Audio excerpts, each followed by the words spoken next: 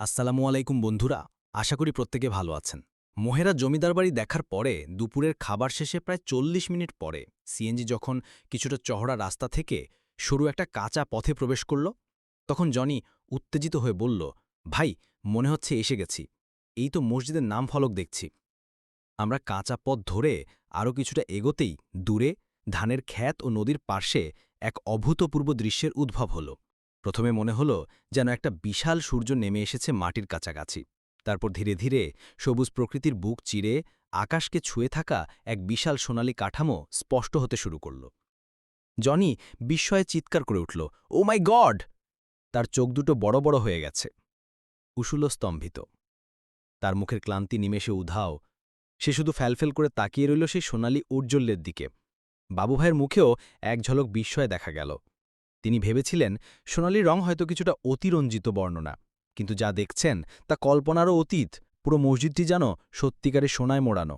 সূর্যের আলোয় প্রতিটি গম্বুজ, প্রতিটি মিনার ঝলমল করছে। মসজিদের দেয়াল থেকে যেন আলো ঠিকরে বের হচ্ছে। সিএনজিটা গেটের সামনে এসে থামল।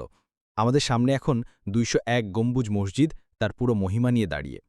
মসজিদের প্রধান ফটকটা বিশাল। এর ভেতরে প্রবেশ করতেই মনে হলো আমরা যেন এক অন্য জগতে প্রবেশ করেছি। ফটকের দুপাশে সুউচ্চ মিনারগুলো যেন আকাশের পানে তাকিয়ে আছে। প্রতিটি মিনার, প্রতিটি গম্বুজ সোনালি রঙে মুড়ে আছে। কোথাও এক বিন্দুও অসম্পূর্ণতা নেই। মসজিদের চারপাশে পরিপাটি করে সাজানো বাগান, আর তাতে ফুটে আছে নানা রঙের ফুল। সবুজের মাঝে এই সোনালি কাঠামোটা যেন এক জাদুর প্রাসাদ। এটা তো শুধু সোনালি রং নয়, মনে হচ্ছে যেন সত্যিকারের সোনা দিয়ে মোড়ে রাখা হয়েছে। উশুল বিস্ময়ে বলল, তার মুখ হাঁ করে আছে। আমি জানতাম, আমি জানতাম এটা অসাধারণ কিছু হবে। জনি আনন্দে প্রায় নাচতে শুরু করেছে। সে তার ফোন বের করে একের পর এক ছবি তুলতে শুরু করল। বাবুভাই শান্তভাবে এগিয়ে গেলেন। তার চোখে ছিল গভীর মনোযোগ। তিনি মসজিদের প্রতিটি ক্ষুদ্র অংশ খুঁটিয়ে খুঁটিয়ে দেখছিলেন। দেয়ালের কারুকার্য, গম্বুজের নকশা, মিনারের সূক্ষ্ম কাজ, সবকিছুই সোনালি আবরণে ঢাকা। সূর্যালোকে সেগুলো এমনভাবে প্রতিফলিত হচ্ছে যেন পুরো মসজিদটাই আলোতে স্নান করছে। আমরা প্রথমে মসজিদের ভেতরের দিকে পা বাড়ালাম। মূল ফটক দিয়ে প্রবেশ করতেই এক শীতল প্রশান্তি আমাদের ঘিরে ধরল। বাইরে যেখানে রোদ আর সোনালি ঝলকানি, সেখানে ভেতরে যেন এক শান্ত পবিত্র পরিবেশ। ভেতরের দেয়ালগুলো সোনালি আভায় মোড়া, তবে সেখানে রঙের গভীরতা আর কোমলতা ভিন্ন। প্রতিটি কারুকার্য যেন হাতে ধরে তৈরি করা হয়েছে। ভেতরে হালকা আলো আধারির খেলা। ভেতরটাও কি সুন্দর, উশুল বিশবিশ করে বলল। এক অন্যরকম অনুভূতি হচ্ছে এখানে। জনি অবশ্য ততক্ষণে মসজিদের ভেতরের ছাদ আর গম্বুজের দিকে তাকিয়ে বিস্মিত। এই দেখুন, এই গম্বুজগুলার ভেতরও কি নকশা! সে আঙ্গুল তুলে দেখালো। মসজিদের ভেতরে মোট ২০১টি ছোট বড় গম্বুজ আছে। প্রধান গম্বুজটি বিশাল, আর তার চারপাশে রয়েছে আরও ছোট ছোট গম্বুজ। প্রতিটি গম্বুজের ভেতরে সূক্ষ্ম কাজ, ক্যালিগ্রাফি আর সোনালি রঙের বিন্যাস। আমরা কিছুক্ষণ নীরবতা পালন করল, অনুভব করল এই পবিত্র স্থানের মহিমা। তারপর ধীরে ধীরে মসজিদের চারপাশে ঘুরে দেখতে লাগলাম। মসজিদের প্রতিটি কোণ, প্রতিটি স্তম্ভ, প্রতিটি জানালাতেই যেন এক বিশেষ সৌন্দর্য রয়েছে। মসজিদের পূর্ব পাশে একটা বিশাল নদী আছে। সেই নদীর পানিতে মসজিদের সোনালি প্রতিচ্ছবি পড়ছিল। ঢেউয়ের সাথে সাথে সেই প্রতিচ্ছবি যেন নাচছে, আর তা এক অদ্ভুত মায়াবী দৃশ্যের সৃষ্টি করেছে। এই জায়গাটা ছেড়ে যেতে ইচ্ছে করছে না, জনি বলল, তার কণ্ঠে এক ধরনের বিষণ্ণতা। বাবুভাই তার কাঁধে হাত রাখলেন। এমন সুন্দর জিনিস দেখলে মন ভরে যায় জনি, কিন্তু দেখার আনন্দটা ধরে রাখাই আসল কথা। মসজিদের মাইকে আসরের নামাজের আজান হচ্ছে। আমরা সবাই অজুখানার দিকে গেলাম এবং অজু করে আসরের নামাজ জামাতের সাথে আদায় করলাম। সেই এক অন্যরকম অনুভূতি। নামাজ শেষে আমরা মসজিদের বাইরে এসে ঘাসের উপর বসলাম। আমাদের চোখ এখনও মসজিদের দিকে। বিকেলবেলায় সূর্যের রং বদলে গেছে, আর তার সাথে সাথে মসজিদের সোনালি রঙেও এসেছে এক ভিন্ন আভাব। এখন যেন আরও গাঢ়, আরও পবিত্র দেখাচ্ছে।